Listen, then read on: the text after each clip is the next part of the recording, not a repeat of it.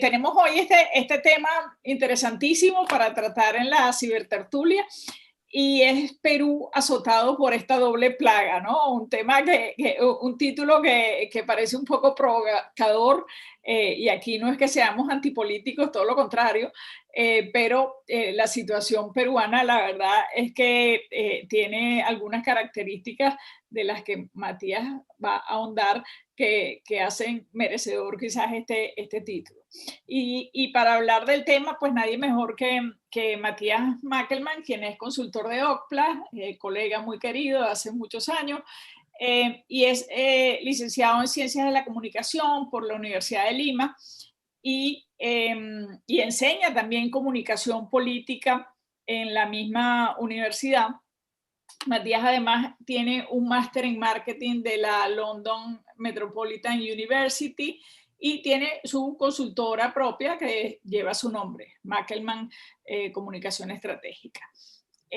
Además, Matías enseña también en la Universidad Peruana de Ciencias Aplicadas, en la Cátedra de Comunicación Intercultural, y fue durante muchos años, durante 6 años, coordinador y gerente coordinador académico de la Fundación Konrad Adenauer en Perú. Y luego tuvo una experiencia profesional también entre 2008 y 2011 de gerente general de la Agencia de Comunicación Integral e Intercultural MedMedia. Y bueno, aquí estamos con Matías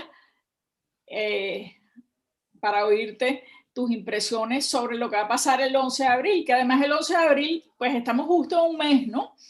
Hoy es día 12. Justo un mes, sí.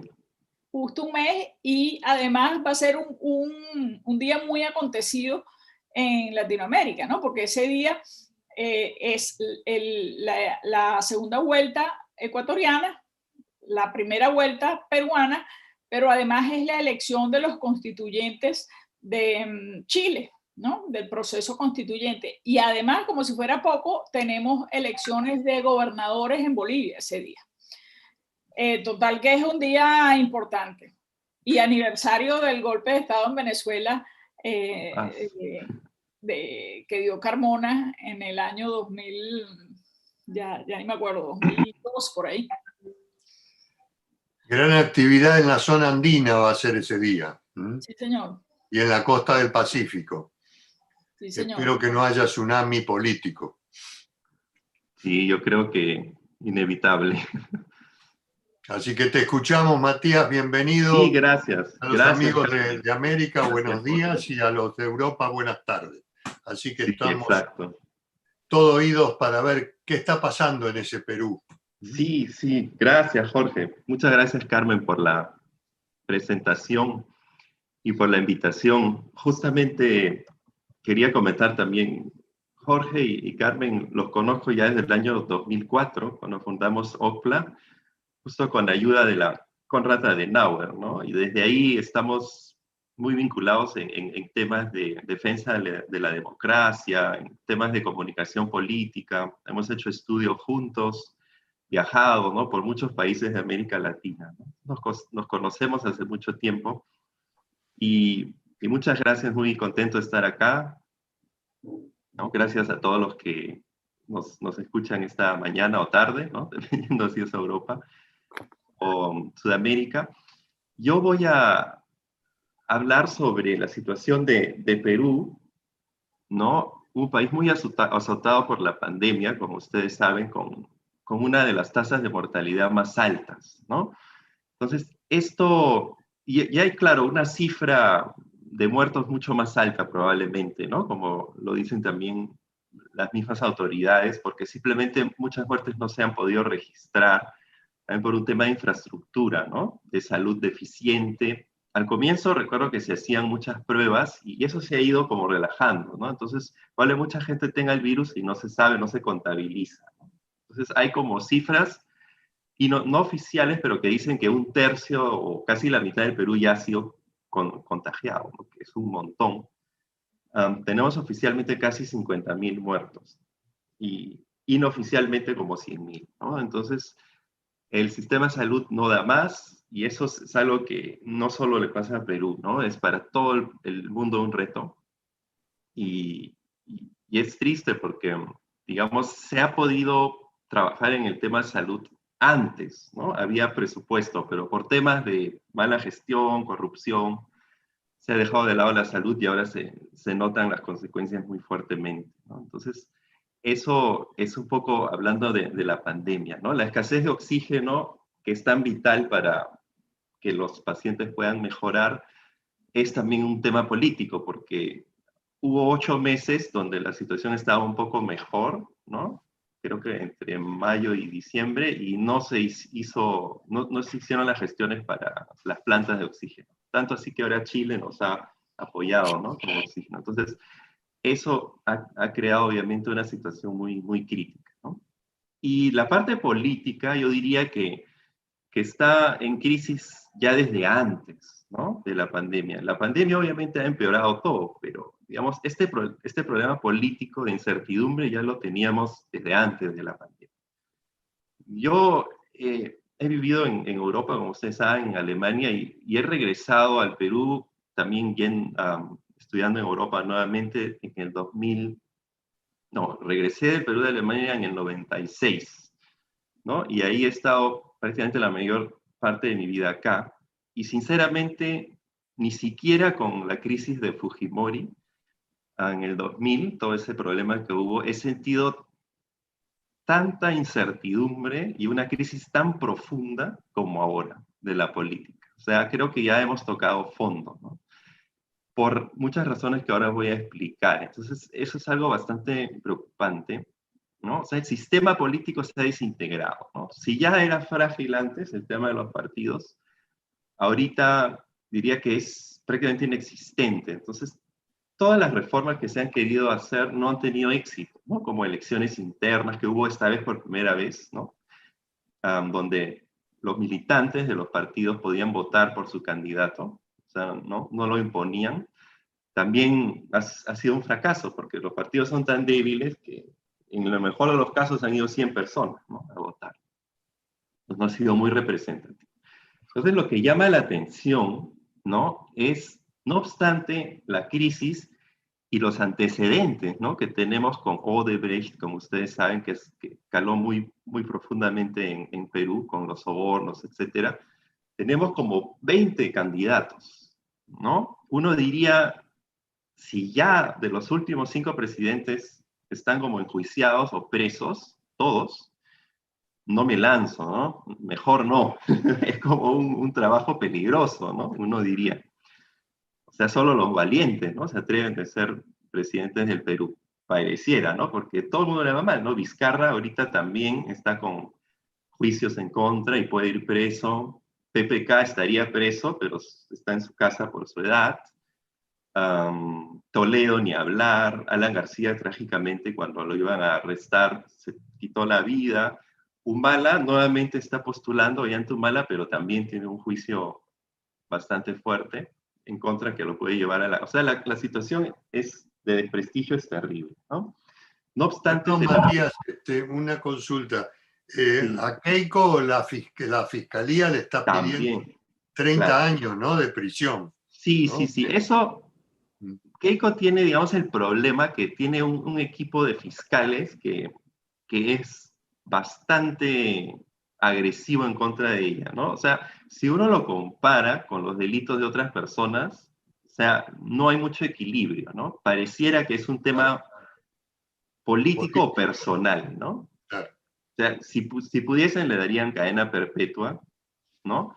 Por el tema de las malas finanzas, ¿no? Que tuvo, que sin duda las ha tenido, ¿no? De no transparencia, de lavado de activos, todo eso, pero hay que ser también justos y eso también hay en otros partidos, ¿no? Yo diría que en la mayoría no tienen finanzas muy claras, ¿no? Y las reformas que se han hecho no han podido tampoco mejorar ese tema. Ollanta Humala, por ejemplo, también el problema ha sido el financiamiento de su campaña, que tiene los 3 millones que llegaron de Odebrecht y los escondieron, ¿no? Entonces, digamos, es el mismo delito, pero, ¿no? A Keiko Fujimori, estos fiscales, digamos, le ponen un peso, digamos, mayor, ¿no? con condenas así increíbles, ¿no? Entonces, no obstante, obviamente, el tema del financiamiento de los partidos es un gran problema, ¿no? Por la poca transparencia. Entonces, Keiko está, ¿no? En la baraja ahorita nuevamente postulando, ¿no? Increíblemente. Está como con un pie en la cárcel, pero ha decidido, ¿no? Probar su inocencia, seguir adelante, ¿no? Y tiene 8% ahorita, ¿no? Que comparando con, ahorita voy a mostrar las encuestas, que el líder tiene 13, no está tan mal, ¿no? O sea, no hay nadie que realmente haya repuntado, ¿no? Entonces parece que va a haber un gran fraccionamiento del voto, lo cual no es bueno, ¿no? Eso lo vimos en el Congreso pasado, cuando Martín Vizcarra cerró el Congreso, que era ampliamente fujimorista, ¿no? Lo cerró por un tema también un poquito polémico, ¿no? De una interpretación, de una censura, etc. El tema es que el nuevo Congreso tuvo como 10 partidos, ¿no? Con pocos votos, entonces muy fragmentado. Entonces no hay como leyes que tengan sentido, ¿no? O sea, todo está como muy improvisado, ¿no? No hay, por ejemplo, conversaciones, por ejemplo, que se haga una fracción, ¿no? Que tenga una política clara.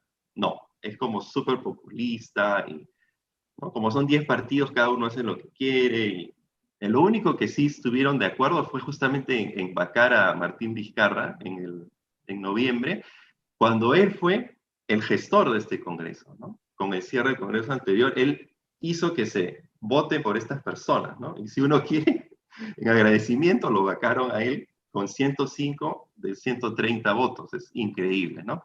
Entonces está claro que ahí priman más los intereses como subordinados, ¿no? Personales, ¿no? No pensar en el país. Y eso llevó también a estas marchas que hubo, ¿no?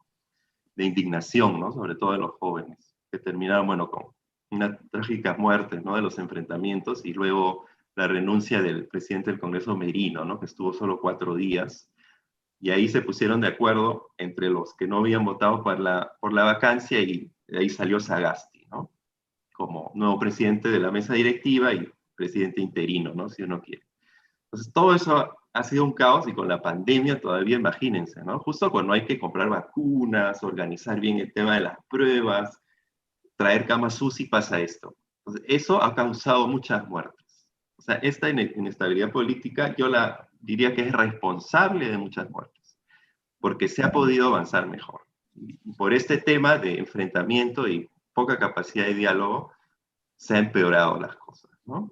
Hay que decirlo. Entonces, aquí brevemente de la foto, ¿no? O sea, hay más todavía, pero tenemos solo las caras, ¿no? Importantes. Tenemos, por ejemplo, a César Acuña arriba, que está muy bajo en las encuestas, empresario, ¿no? Del sector educación, que ya ha sido gobernador de Lambayeque, ¿no? De La Libertad. Entonces, él, digamos, ya es un conocido de la política, ¿no? Un multimillonario, ¿no? Que viene de abajo, pero él no tiene muchas chances, ¿no? Va mal en las chances, pero es un personaje conocido, ¿no? Después podemos ver aquí, de la izquierda está Cerrón, que está a la derecha, Marco Arana, que es del Frente Amplio, tenemos a Alberto Bengolea del PPC, George Forsyth, que es un independiente que está en las encuestas arriba. Me voy a concentrar más en los que tienen chances, ¿no? Porque no tenemos tiempo de hablar de todos. Está Ollantumala, que nada que ver, también está abajo en las encuestas. Julio Guzmán, que es del Partido Morado de Sagasti, que está aquí a la derecha, abajo, y no le va bien en las encuestas tampoco. Keiko, que ya la conocemos. El líder Lescano, de Acción Popular, que irónicamente es del partido de Merino, ¿no? Del que hizo este, entre comillas, golpe que dijeron, y todos salieron a la calle porque vacaron a Vizcarra. Él de ese partido está líder. Luego de la derecha tenemos a Rafael López Aliaga, que lo voy a presentar más. Verónica Mendoza de la izquierda. Hernando de Soto, ¿no? Un intelectual economista peruano conocido. Que también con chances todavía. Daniel Urresti, ex militar. O sea, de todo hay, ¿no? Entonces vemos que está realmente, como he puesto, muchos candidatos, pero poca ilusión. O sea, el voto mayoritario ahorita es el indeciso, ¿no? Vamos a ver las encuestas aquí. Les pongo la encuesta acá, ¿no? Vemos que son a un mes, ¿no?, de las elecciones. Normalmente aquí ya debería haber alguien, es lo normal que está por lo menos por 20 y tantos, ¿no? Eso es lo normal en una elección. Pero no. Y Lezcano recién ha crecido hace una semana, estaba también por 7. Entonces hay un montón de empatados por 8 y 7, ¿no?, que es Johnny Lezcano de Acción Popular, que es un partido tradicional del Perú, ¿no?, de los Belaunde, ¿no?, desde los 80, que se puede decir es de centro, ¿no?, centro-derecha, pero dentro de Acción Popular también hay gente que es centro-izquierda, ¿no?, que sería este señor Lezcano, más de izquierda, ¿no? O sea, hay como de todo. Después, López Aliaga, que le dicen el Trump peruano, porque es un millonario que hace su plata con hoteles en Cusco y que tiene un ferrocarril a Machu Picchu. Es un empresario, ¿no? Entonces, ese también vamos a verlo más en detalle. Y su partido Renovación Popular antes era Solidaridad Nacional, ¿no?, de corte muy conservador, sobre todo los últimos 2 años. Era de Castañeda, ¿no? Antes se llamaba Solidaridad Nacional y le han cambiado de nombre, ¿no? Entonces Castañeda era un tipo pragmático, ¿no?, alcalde de Lima, pero digamos, el partido fue agarrado por la derecha bien conservadora, ¿no? Entonces ahorita él es el líder, Rafael López Aliaga. Después Forsyth, el joven candidato, que fue arquero de Alianza Lima, ¿no?, por eso se hizo conocido, por el fútbol, hijo de diplomático, y alcalde de La Victoria, ¿no? Él entró así con La Victoria es justamente el distrito de Alianza Lima, donde queda, ¿no?, el estadio. Entonces él entró y fue votado y ha hecho un trabajo como de mano dura, ¿no?, de votar a los mafiosos, de ordenar los ambulantes, y así postuló, ¿no?, como es, no voy a poner orden en el Perú, y estuvo a punto de ser excluido por unas cosas que no puso bien, ¿no?, en su postulación, etc., ¿no? Tenemos a Keiko, a Verónica Mendoza de la izquierda, que como que no despega, ¿no? Ya está ella haciendo campaña hace meses y no pasa de 6, 7. No despega porque parece que Johnny Lezcano, al tener un discurso de izquierda populista, le está quitando votos, sobre todo en el sur, porque él es de Puno, la zona donde ella, ¿no?, Puno, Cusco, donde ella normalmente, como habla quechua, todo tiene buenos votantes. Luego Hernando de Soto, digamos, ese podría ser el más técnico, ¿no?, pro mercado, pero no extremo, ¿no?, centro-derecha. Daniel Urresti, ex militar, derecha sería, ¿no? Él es ahorita el congresista más votado, entonces es bastante así un poquito su discurso populista, ¿no? Pero como vemos, muchos se canibalizan, ¿no?, el voto, ¿no? El López Aliaga con el de derecha, ¿no?, con Keiko, entre ellos están quitando los votos, como Verónica con Lezcano. Entonces, brevemente, un poquito hablando, ¿no? Sí hay una polarización, se puede decir, de izquierda y derecha, ¿no? Como dice acá este libro, que es muy bueno, editado por la Konrad Adenauer, que se llama Fachos versus Caviares, ¿no?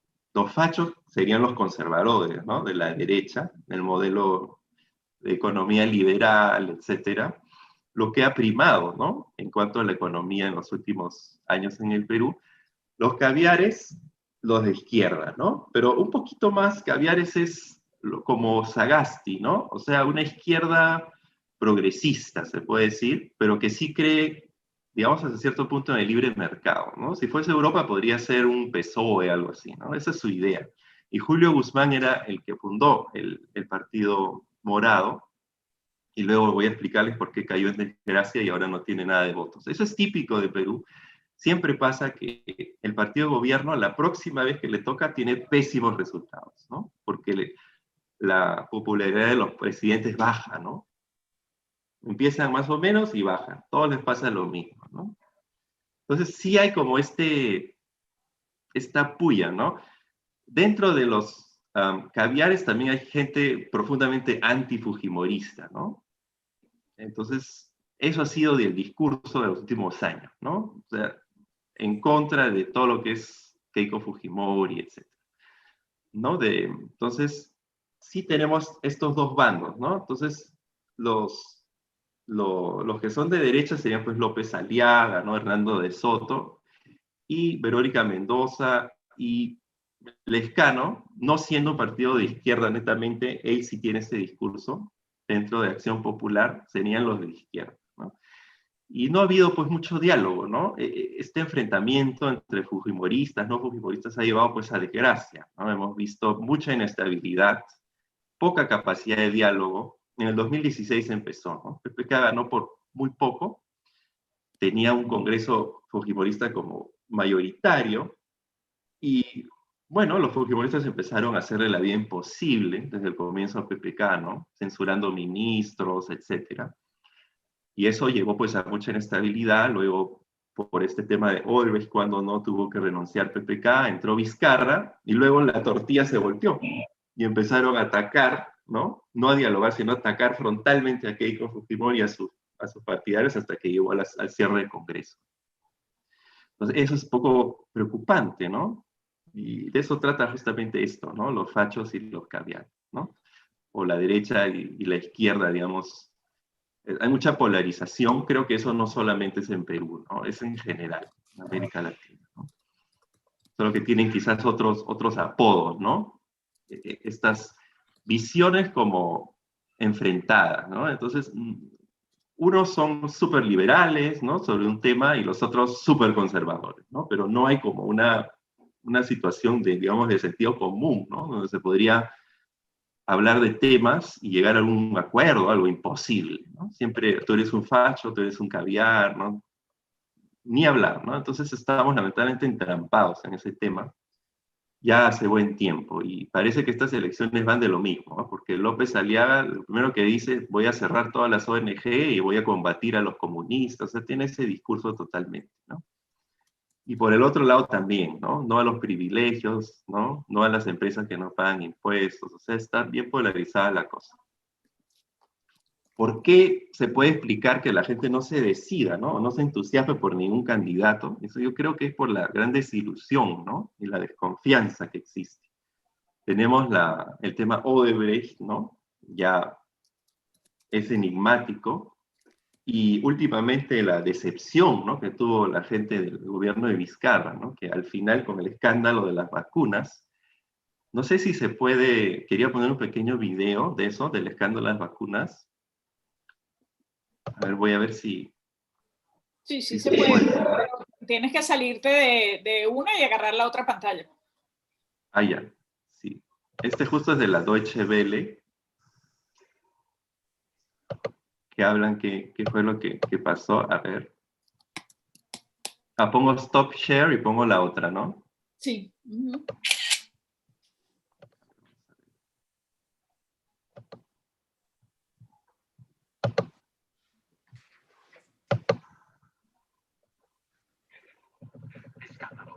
En Perú no se habla de otra cosa.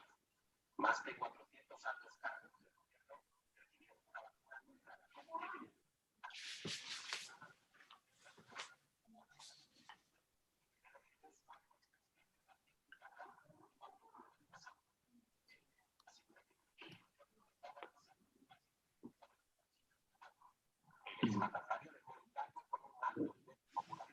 No tenemos sonido, Matías, ¿eh? Antes sí, pero no sé. ¿No se escucha?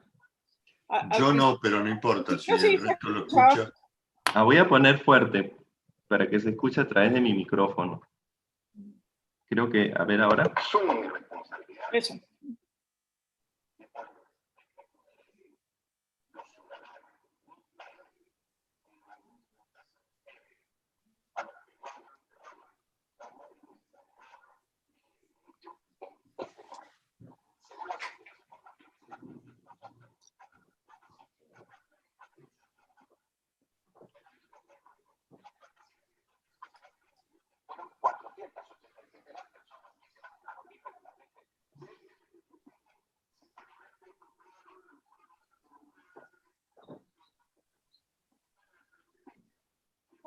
No se está escuchando.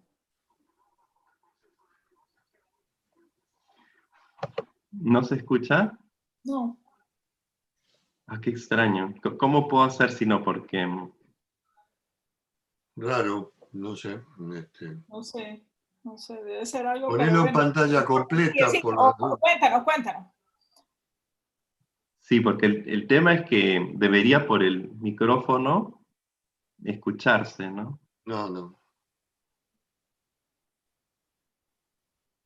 A ver.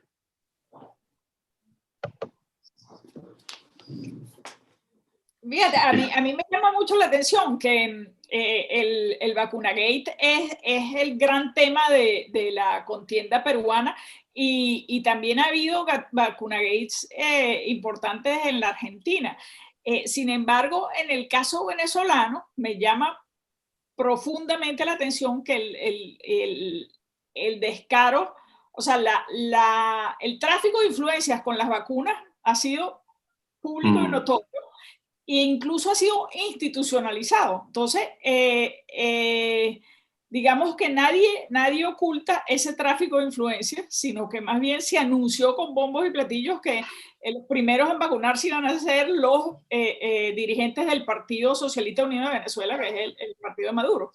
Y más bien, fíjate que el hecho de que exista un vacunagate te habla de unas reservas morales de la sociedad que ven que eso es escandaloso, ¿no? O sea, todavía no están acostumbrados al descaro. Bueno, pero evidentemente lo de Venezuela era esperable que fuera así porque ellos consideran que, digamos, son seres superiores que tienen que manejar el país y son los primeros en que tienen que estar inmunes al virus, ¿no? Entonces, ahí hay digamos, un tema ideológico que lo tiene el propio poder, ¿no? No lo ve mal, al contrario. O sea, el pueblo debería estar agradecido de que sus líderes estuvieran inmunes, ¿no? Y puedan seguir gobernando con la capacidad, digamos, de llevarlos cada día un poquito más a la ruina. Sí, acá, bueno, fue a escondidas, ¿no? Y sí, obviamente bueno, en Argentina fue en lo algún mismo. momento iba a salir. Y el populismo tiene del doble estándar, ¿no? Digamos. Totalmente, ¿no? Sí. Entonces se hace carne y yo creo que sí. Lo que más dolió a la gente quizás no fue tanto lo de Vizcarra, sino de la ministra de Salud, ¿no? Que en una conferencia de prensa la señora Massetti, la doctora, dijo, y yo voy a estar al final primero vamos a vacunar a nuestros doctores y después me toca a mí, ¿no? Y ya se había vacunado. Entonces, es como ayer a la noche en un programa de televisión el gobernador de la provincia de Buenos Aires justificó que los jóvenes de una tendencia política que se llama la cámpora, acá en la Argentina, fueran vacunados por la razón de que atendían el teléfono de un call center que se comunicaba con gente que estaba infectada. Entonces, increíble.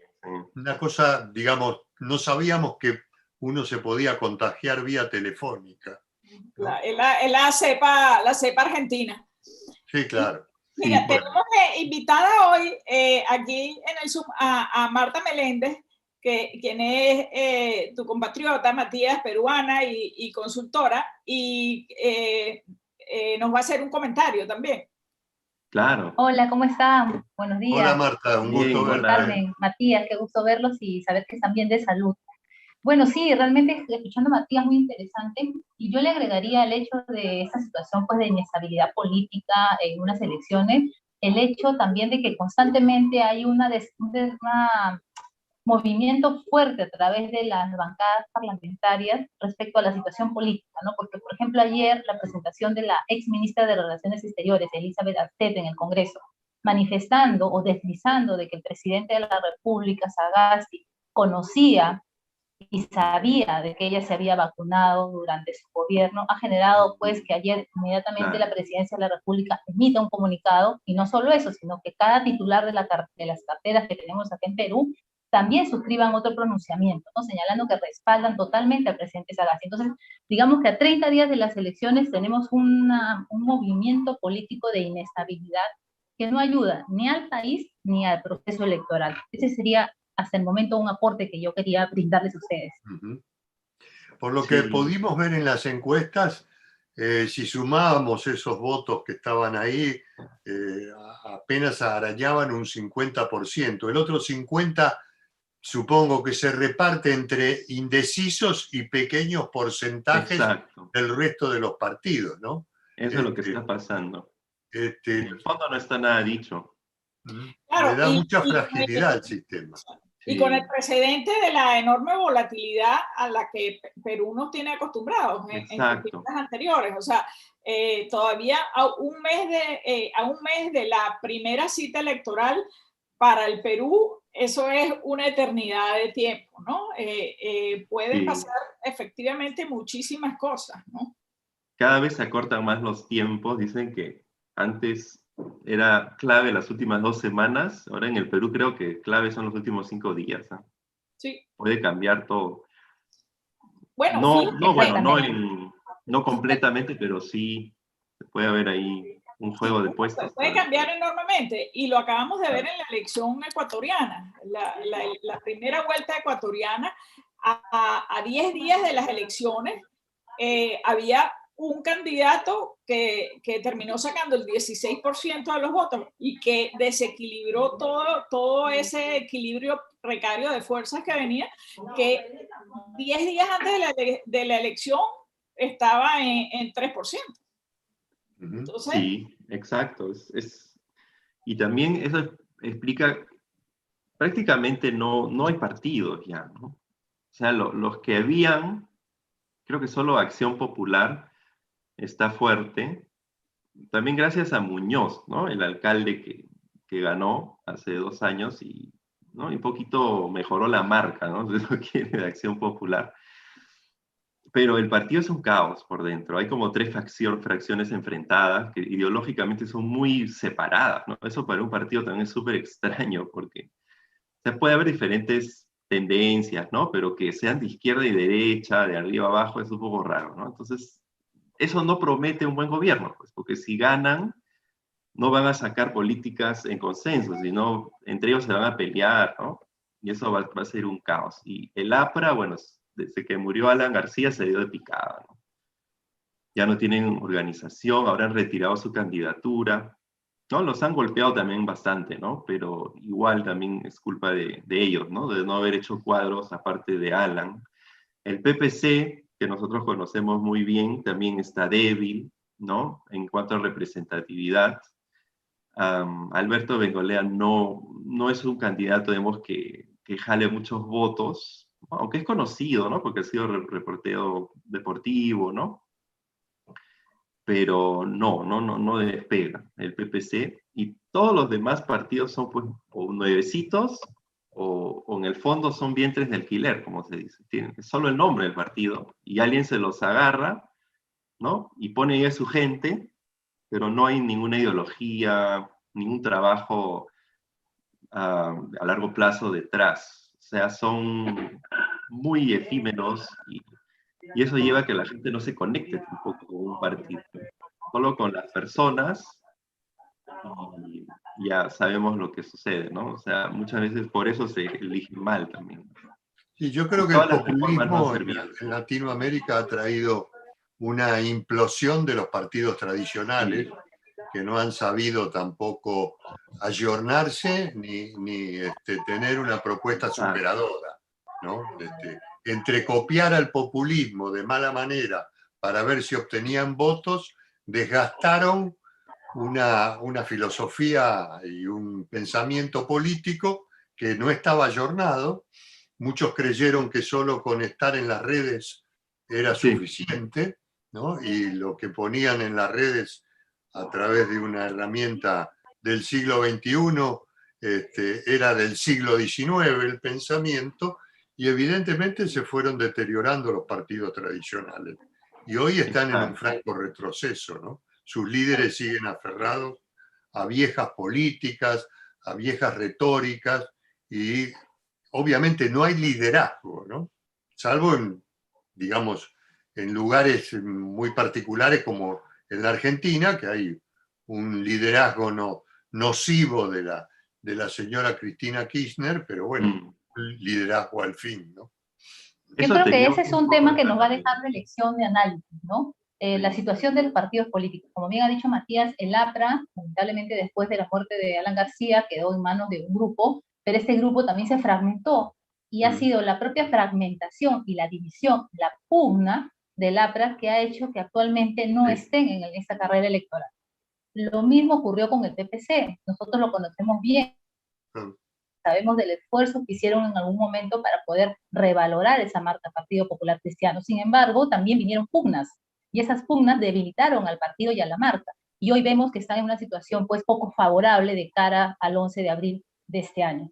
Y en el caso de Acción Popular, si bien es cierto, hay una candidatura fuerte que está punteando actualmente las encuestas, como bien ha señalado Matías, también hay pugnas. Entonces tendríamos que ver qué va a ocurrir si es que llegara a ganar el señor Lescano después del 11 de abril, cómo sería ese gobierno, además que no tendría una bancada sólida y fuerte de respaldo, lo que también limitaría su gestión de gobierno. Entonces también es delicada esa situación y creo que es un punto de análisis interesante para la ciencia política, lo que ha ocurrido en el Perú con estos partidos políticos sólidos en un momento que hoy pues prácticamente están ya por desaparecer, ¿no? Porque si no alcanzan la valla del 5%, tanto el APRA, que ya no está en carrera, no va a alcanzar el 5%, y el PPC, que actualmente suma un poco más de 2%, van a desaparecer del sistema electoral propiamente del partido, no de Perú. Eso aquí es así, sí, como tú dices muy bien, Marta. Y la falta de diálogo también hace que sea imposible generar acuerdos en el Congreso, ¿no? Exacto, eso es lo que preocupa mucho.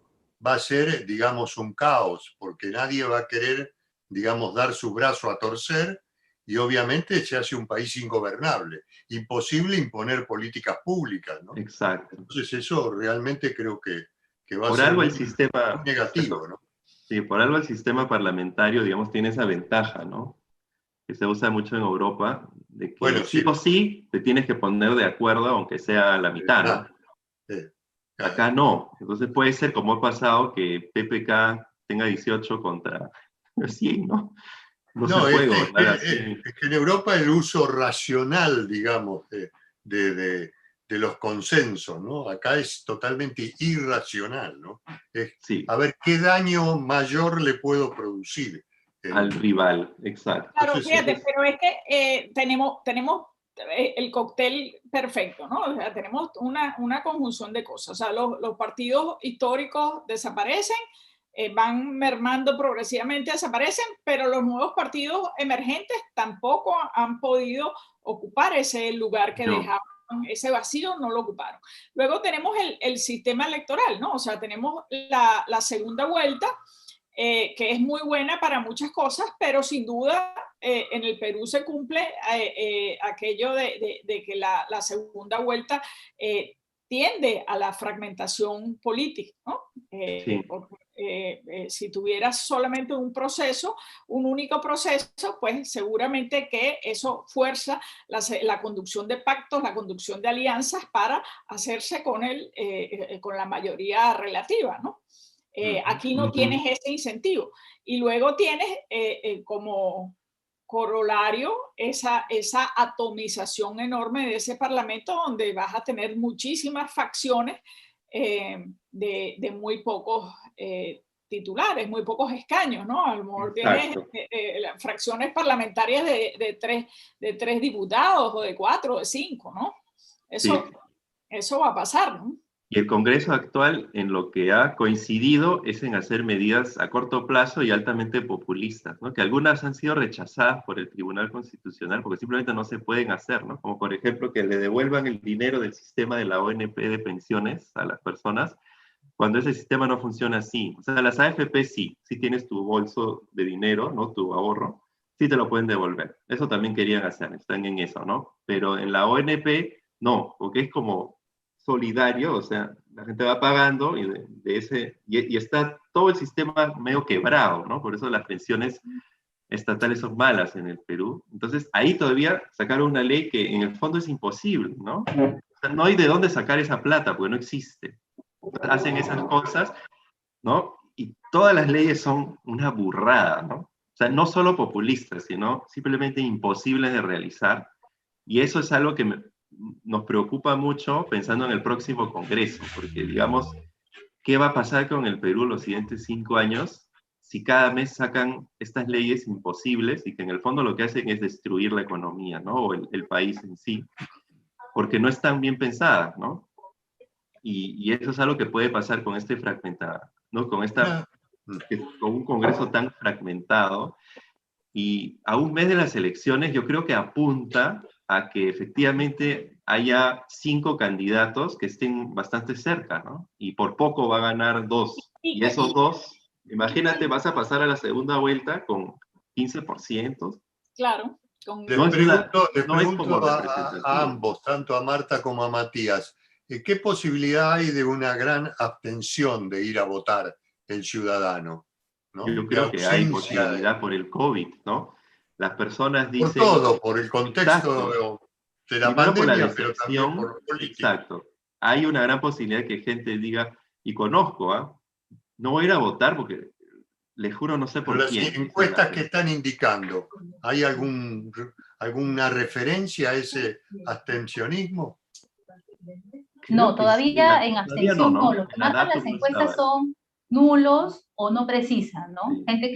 que, digamos, frente al rechazo que hemos vivido en estos últimos meses de Sí, esta sí. política que te deja un sinsabor, la gente dice, no, mi voto va a ser nulo, viciado, y hay otra gente que aún está sin saber qué va a pasar, porque claro, la carga de la emergencia sanitaria y además también ya se siente y golpea la situación económica, hace pues que la gente muchas veces diga, no, yo ahorita no estoy preocupado en las elecciones, pese a que como Eso, dice, sí. sabemos Esa todos, pregunta, falta un exacto. mes.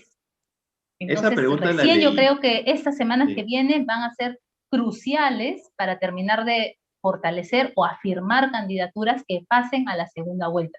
Y luego de que Matías quiera hacer uso de la palabra, sí me gustaría también darles un aporte respecto al discurso de los candidatos y 2 candidatas. ¿Por qué? Porque si hemos estado hablando hace un poquito del discurso político populista desde el Congreso de la República, mucho más me preocupa a mí el discurso que también siento populista en muchos candidatos por simplemente sintonizar con el elector y obtener de ellos su voto, ¿no? La intención de voto. Entonces, eso es muy, muy peligroso porque hay temas muy sensibles desde temas de derechos para una vida libre sin violencia a las mujeres, desde el tema de pensiones, desde la xenofobia. Entonces, definitivamente ahí hay muchos temas por conversar también sobre el discurso de los candidatos. Totalmente, sí. Exacto. En una encuesta yo vi, no preguntaron, ¿va usted a ir a votar? Sino, ¿le interesa el proceso electoral? Y sí, había mucha gente que decía que no, ¿no? En la encuesta esa de la intención de voto decía eran como 40% que no quieren saber nada con el proceso, ¿no? Que es bastante alto. Y también el tema de la seguridad, ¿no? Porque uno dice, ya, si me arriesgo, voy a votar, ¿no? Aunque han hecho un sistema escalonado que vas a ir por el último número de tu cédula de identidad y todo, pero ya sabemos que cómo es la gente, ¿no? En Latinoamérica, no hace mucho caso, ¿no? Llegan tarde, la cola, se aglomeran, se molestan, y todo eso puede producir contagios, ¿no? Entonces yo entiendo a las personas, digamos, de 50 para arriba, o jóvenes también, ¿ah? Porque el COVID también te puede atacar de joven, que digan, no me voy a arriesgar a esto si no hay hospitales, no hay camas libres. Entonces, me voy a morir por votar por esta gente ni hablar. Eso puede ser algo que piensen y no vayan, ¿no? Muchas personas. Entonces, eso también es preocupante, que al final haya mucha abstención, aunque aquí te cobran una multa, ¿no? Porque es obligatorio votar. Sí, sí, pero Pero bueno, en igual la Argentina son gente, simbólicas, no pasa. exacto, la gente puede decir, prefiero pagar la multa y no enfermarme. Sí, Entonces, es algo que totalmente. Sí, correcto. La realmente última es así. encuesta del martes de esta semana, martes 9 de marzo, señalaba que prácticamente un 21% de los ciudadanos aún no sabía por quién votar y 16% viciaría su voto, ¿no? Entonces estamos hablando de un 37% Exacto, casi que 40, ¿no? está pues Sí. ahí. Y no es nada despreciable la cifra de 37%, ¿no? Podría ser, imagínate, pasar a Son los alguien a segunda vuelta. ganadores. Ya, Los ganadores son exactamente. los que no saben o no quieren. Eso no, es verdad. Sí. Y Y pues, luego hay otro fenómeno que lo estamos viendo en Perú, pero creo que se va a ver en toda la región y quizás hasta en todo el mundo. Y es que el tema COVID lo estamos viendo, estamos analizando y Matías comenta el tema COVID en la inmediatez de la capacidad de contagio que tenga el acto electoral como tal. Pero el tema COVID va a dejar unas secuelas emocionales muy importantes en toda la región, ¿no? Y esas lógico. secuelas emocionales implican un estado de ánimo distinto por todo lo duro que nos está dando el COVID en lo afectivo, pero también en lo económico, y ese estado de ánimo tiene que ser reinterpretado. O sea, yo creo que ahora las contiendas van a ser distintas en los próximos años. Quizás esto va a ser una secuela que cuando hayamos salido del todo de esto desde el punto de vista sanitario, vamos a tener secuelas democráticas por un lado, pero también secuelas emocionales por el otro lado. Y eso todo tiene que ser parte de las nuevas narrativas y de las nuevas formas en que la política interpreta a los ciudadanos, ¿no? Que no lo estamos viendo. O sea, por ahora los procesos que hemos visto en la región, ni el peruano ni el ecuatoriano han hecho esfuerzos en esa reinterpretación de ese ánimo colectivo, ¿no? Y es fundamental. Sí, yo también creo eso. Y hay nuevos digamos, agentes que están influyendo sobre el humor social, ¿no? El tema sanitario y calidad de vida va a empezar a ser uno de los ejes, por lo menos los pocos estudios que hay acá en Argentina que estamos haciendo, están vinculando mucho a el modo de vida del futuro, ¿no? El estilo de vida. Incluso en Buenos Aires hay una explosión por dejar la ciudad. Toda la periferia del campo ha aumentado sus precios en unos 100 kilómetros a la redonda. La gente está tratando de comprar una casa con un terreno que tenga árboles e irse de la ciudad, ¿no? Hasta yo mismo estoy buscando en este momento casa para irme de la gran ciudad. Sí. Para hacer el asado allí. Tiene una influencia importante, ¿no? En lo urbano y en lo mental. Exacto, esa tendencia creo aquí también, la gente que puede, ¿no? Se va a su casa de playa, ¿no? Se compra un terrenito. Es cierto, ¿no? Porque no se ve mejora, ¿no? Desde el tema pandémico. Y obviamente el tema de los contagios es más fuerte acá. Las mejoras son muy rápidas, las mejoras van por las escaleras y el COVID va por el ascensor, ¿no? Exacto. Y eso también está pasando acá, ¿no? Sí. En cuanto a los discursos, quería solo añadir, muy cortamente, solamente voy a poner la foto de los candidatos. A ver, ¿no? Como habíamos dicho, creo que del Escano, que es el primero de Acción Popular, ya había yo comentado un poquito, ¿no? Que es el líder. Bueno, él sí es un político, si uno quiere, tradicional, ¿no? Justo lo que la gente rechaza un poquito. Ha estado mucho en el Congreso, ha vivido el Estado, ¿no? Entonces, eso llama un poco la atención, pero tiene pues este tema en su discurso muy populista y tiene una llegada en el sur, porque él es de Puno, ¿no? Lo que también creo que le ha dado réditos es que se ha enfrentado, digamos, al fujimorismo, si uno quiere, en el Congreso pasado, de manera muy vehemente. Entonces, por lo menos en los antifujimoristas, que son muchos, como la mitad del Perú, eso les ha gustado, ¿no? Eso puede explicar también un poquito por qué dicen, este no es tan mal candidato, ¿no? Pero preocupa un poquito sus discursos muy populistas, sus ideas, ¿no? Que son un poquito más a la izquierda de lo que es su partido, ¿no? Eso sí. Y después tenemos a López Aliaga, el Trump peruano, pero yo lo escuché en una charla virtual. No me parece que sea un extremista necesariamente, pero es un hombre del Opus Dei, ultra conservador, ¿no? Empresario, y por eso le han puesto el Trump peruano, ¿no? Lo que sí, muchas de sus declaraciones, ¿no? Son sin filtro, ¿no? Yo creo que eso también gusta a la gente, ¿no? Por ejemplo, estaba hablando de la eutanasia, de una chica que tiene una enfermedad horrible y no puede ni siquiera respirar bien y quiere ya como la eutanasia, y el Poder Judicial le dio, ¿no? Por primera vez en el Perú, la chance de desconectarse, ¿no? Y él dijo, no, ¿para qué meten al Estado si te quieres suicidar? Porque esa señora no se tira del edificio, ¿no? Cosas así, muy, muy feas, que sería el estilo Trump, ¿no? O el tema de las violaciones ¿no? y el aborto, ¿no? Decían, no, yo iría a un hotel donde las violadas pueden ir a dar a luz, o sea, cosas que realmente han chocado a la gente, ¿no? Pero más en ese tema ultraconservador religioso. No lo veo, por ejemplo, tan xenófobo, ¿no? O cosas así. O sea, no es un radicalismo como otros, ¿no?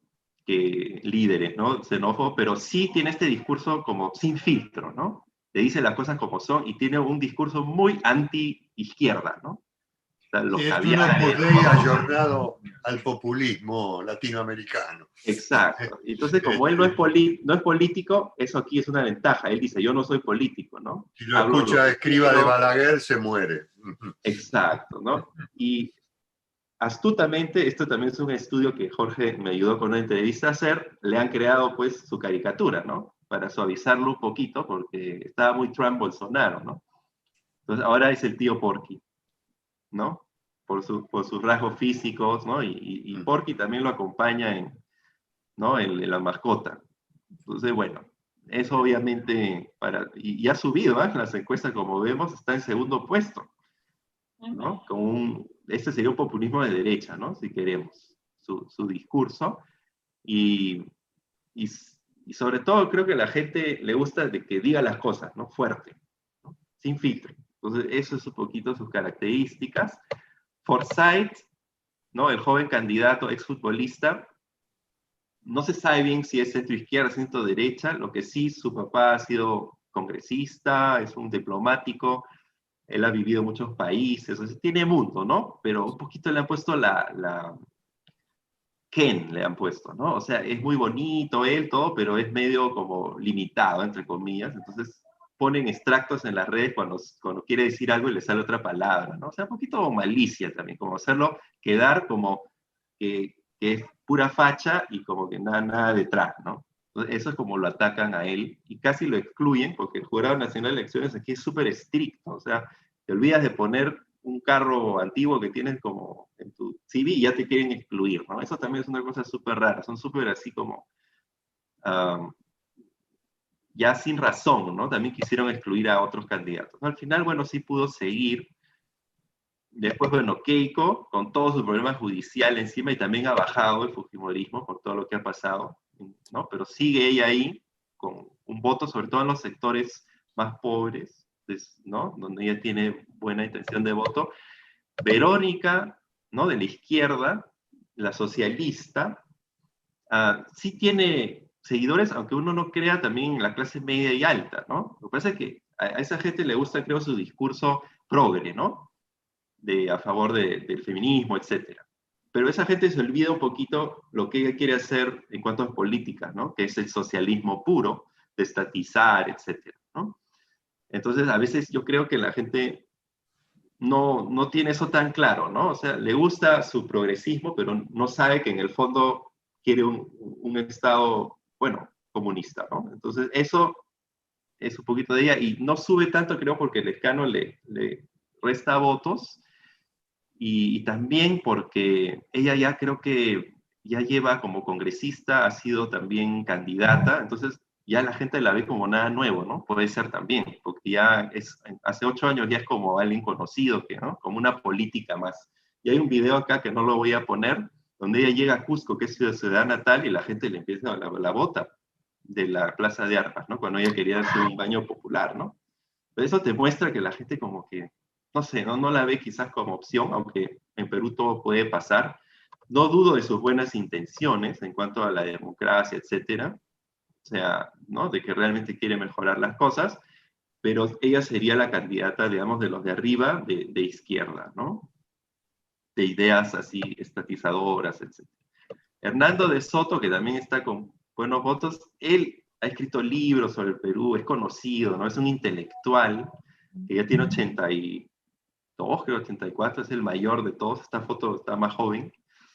Ese podría ser, ¿no? Como el sector centro-derecha, liberal, etcétera, pero no sube tanto, ¿no? Urresti está abajo, él tiene problema de que tiene un juicio, ¿no? Por asesinato, porque él ha sido militar y tiene un juicio de un periodista que lo acusan de que él lo ha matado, ¿no? En los 80. Y ese juicio siempre prescribe, nuevamente lo vuelven a abrir, ¿no? Eso como que lo debilita bastante a él, ¿no? Ese juicio, esa duda, ¿no? Ha sido él, lo ha mandado a matar al periodista, eso es lo malo. Y luego Julio Guzmán, que está casi en nada, ¿no? Que era la esperanza del Partido Morado, y él tuvo bastantes cosas desafortunadas cosas que dijo, ¿no? Por ejemplo, de que él es orgulloso de que su esposa trabaje y lo mantenga, ¿no? cosa que no debió decir, porque al final no le ayudaron. Y también, bueno, una cosa privada que tuvo un affair, ¿no? Con una secretaria y lamentablemente se incendió el departamento, literalmente, donde estaban teniendo un encuentro romántico y la dejó a la chica con los bomberos y él se escapó, ¿no? Y hay un video donde se le ve corriendo, ¿no? Del fuego y ya quedó mal. Entonces, eso yo creo que la gente no le perdona, de haber sido, entre comillas, poco hombre, ¿no? De no defender a la... Lo que no veo en todos los candidatos es alguna figura de corte más popular indígena, ¿no? De rasgos. Exacto, no hay, ¿no? Es todo clase media, más allá de que exacto, las posiciones sean distintas, son todos blancos. Tienes toda la razón, decirlo, sí. ¿no? Y por ejemplo, Verónica, atención, ¿no? exacto, Verónica, que es supone Sí, más bueno, del pueblo y todo, no lo es. Ella habla francés, ha estudiado en Francia, tiene mamá francesa, o sea, ella no, pero sería la única que tiene rasgos parecidos a lo que, digamos, puede ser la tipología popular de, digamos, exacto, pero Perú, ¿no? César Acuña nomás, ¿no? Pero está muy bajo, el de Trujillo, el multimillonario de la educación de las universidades. César Acuña, él sí, sería más popular, pero no está bien en las encuestas. Como dije, también ya es como la tercera vez que se presenta. Eso para Perú ya es ser un dinosaurio, ¿no? Ya no es nada nuevo. Sí. Y tienes razón, no hay una figura así. Es verdad. El mismo López Aliaga es súper clase alta, ¿no? El de López Dei. No, no. Digamos, la impresión a partir de la imagen, ¿no? Lo que te da. Exacto. Y el mismo Lescano, ¿no? También es de Puno, todo, pero... Sí, pero... Poco, ¿no? Tiene ese... Está muy lejos de ser un Aymara. Exacto. Mira, Matías, dos cositas. Y creo que ya estamos sobre la hora, ¿no? Pero, ¿qué incidencia está teniendo o ha tenido el presidente Sagasti? ¿Y qué nivel de popularidad ha tenido él en esta crisis? Te pregunto eso y luego otra pregunta más complicada. Sí, Sagasti es, ¿no? Del Partido Morado, centro-izquierda. Lo que le ha pasado a él es que ha tomado un tema quizás que él ni siquiera quería ser presidente, ¿no? Sino lo hizo porque había que seguir adelante. Y eso se le nota un poquito, ¿no? No es como, yo creo que el Manuel Merino, el que tomó ahí el poder por unos días, yo creo que él sí tenía como en mente, por lo menos unos meses, ser el estatista, ¿no? Hacer sus cosas, todo. Pero a Sagasti no se le ve así, ¿no? Se le ve tranquilo, muy en lo suyo, de ver el tema de las vacunas, ¿no? De tratar de alguna manera de que el barco no se hunda del todo, ¿no? Con sus ministros, es un hombre muy culto, profesor, ¿no? Lo atacan también bastante, ¿no? Sobre todo desde canales que son más de derechas, ¿no? Lo atacan de ser comunista, porque, por ejemplo, no quiere que los privados compren vacunas, ¿no? Porque ese es un tema que dicen, si el Estado está tan lento, que las empresas puedan comprar vacunas a Rusia, no sé qué, y empezar a inmunizar a su gente, ¿no? Pero, sinceramente, pues eso también es un caos, ¿no? O sea, que cada uno se compra su vacuna, creo que actualmente también no hay vacunas suficientes, ¿no? Entonces hay también mucha desinformación en su contra, ¿no? Lo que se puede decir de él es que también tiene este problema del vacuna gate, ¿no? Porque algunos de su gabinete se han inoculado de manera secreta, ¿no? Y él quizás lo sabía, quizás no, entonces ahí él también está un poquito en una parte difícil, ¿no? ¿Qué decir? ¿No? Y no ha apoyado a ningún candidato, explícitamente. No, y él lo que ha dicho, su tarea es que haya elecciones ¿no? Que se puedan, porque habían hablado de aplazar las elecciones cuando el tema estaba tan feo, con la falta de oxígeno, que aplacemos, ¿no? Las elecciones. Pero al final han decidido que no, y él ha querido que el 11 de abril, ¿no? Es su meta, ¿no? Llevar el barco hasta el 11 de abril. Mira, luego otra pregunta, pero bueno, como para reflexión para todos, ¿no? Que tiene que ver con ese recuento que hacías al principio de que hay tantos candidatos sabiéndose que es tan riesgosa, tan enormemente riesgoso el oficio de ser presidente en el Perú, ¿no? O sea, que si eres expresidente o terminas en la cárcel o terminas muerto o terminas con un proceso serio de abierto, Claro, o tu reputación en claro. entredicho, ¿no? Entonces, el hecho de que haya tantos riesgos en la acción política y en la figura presidencial hace que evidentemente para aspirar a hacerlo tengas que ser un poco loco, un poco aventurero, ¿no? Eso es lo que dice López Aliaga, ¿no? Por ejemplo, sí, mi familia me dice que estoy loco, ¿no? De meterme en esto, pero yo pienso en el Perú. Sí, exactamente, él dice eso. Marta, ¿qué opinas de esto, de la posibilidad, digamos, de ser político en Perú con esos riesgos que dice Carmen Beatriz? Yo cambiaría la mirada, ya no tanto solo a quien decide pasar y entrar a hacer política en nuestro país, porque creo que hay muchos peruanos de bien que les gustaría entrar a hacer política, pero los bataholes que te genera entrar a la política desanima, y además para participar de política tienes que ingresar a un partido político. Y a veces, ahora ya estamos viendo que los partidos políticos tradicionales, solventes de nuestro país, están próximos a desaparecer en un mes. Lo que queda, como bien dijo Matías, ya son vientres de alquiler o partidos pues que se rentan muchas veces, ¿no? Porque ha habido denuncias propias que dicen, para yo entrar y postular he tenido que abonar una cuota. Entonces ya eso desdice lo que realmente es la política. Sí, entonces, lamentablemente, pues, el riesgo es alto, pero creo que también el reto está en la otra mirada, ¿no? En la ciudadanía. La ciudadanía tiene que empezar a cumplir un rol importante también. Tenemos que saber informarnos, saber analizar, saber debatir, porque como yo les decía, el discurso de los políticos, si bien ya lo ha descrito Matías hace unos minutos, escuchar a un candidato que dice que a las niñas violadas las va a poner en un hotel 5 estrellas y con eso cree que soluciona el problema de las violaciones, es una ofensa. Es una ofensa para una nación, es una ofensa para el mundo, creo yo. Entonces, definitivamente, los ciudadanos, al escuchar eso, mínimo deberíamos reflexionar en el voto. Pero bueno, el voto pues es individual, es universal y es secreto además en nuestro país, así que dependerá mucho ya del criterio y del sentido común y del juicio que queramos hacer, más aún a portas de nuestro bicentenario. Creo que el reto en nuestro bicentenario es muy alto y no debemos desaprovechar la oportunidad para empezar a hacer un real cambio de la ciudadanía, de la clase política, de nuestros representantes, porque a nada bueno nos va a llevar elegir mal y seguir con normas populistas, porque tenemos ya una situación crítica en lo sanitario. La economía que hemos tenido ha podido sobrellevar esta crisis sanitaria, pero ya no tenemos reserva de contingencia, la economía está mal, se han perdido millones de puestos de trabajo.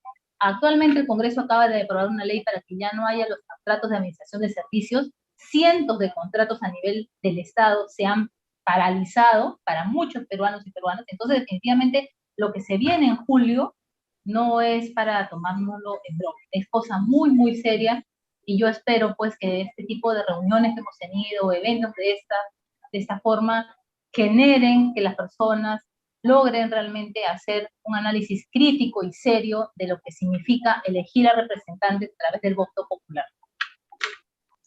Sí, yo creo que lamentablemente en toda Latinoamérica es un problema serio de educación, ¿no? Hemos perdido valores justamente porque se han perdido los valores educativos, ¿no? Digamos, y entonces evidentemente el ciudadano no se forma en un contexto que lo ayude a tener un pensamiento crítico, al contrario, todo es liviandad y realmente elegir por gusto y no por, digamos, el análisis de lo que puede proponer un partido o un político. Sabemos como comunicadores que nadie lee una plataforma de un partido político y nosotros también tenemos una cuota aparte de tratar de ponerle un poco de responsabilidad a la comunicación que hagamos de los clientes que nos toquen, ¿no? Y también saber descartar a aquellos clientes que evidentemente no favorecen a la democracia, ¿no?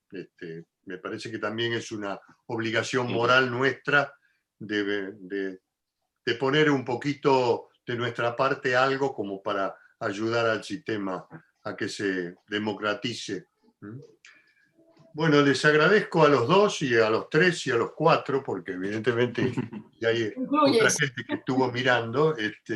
Realmente fue muy interesante poder tomar contacto en directo con ustedes dos, que son además dos analistas importantes, pero son dos amigos del Perú que siempre los tenemos en nuestra memoria y recurrimos a ustedes cuando necesitamos algún tipo de informe racional de lo que pasa en ese país.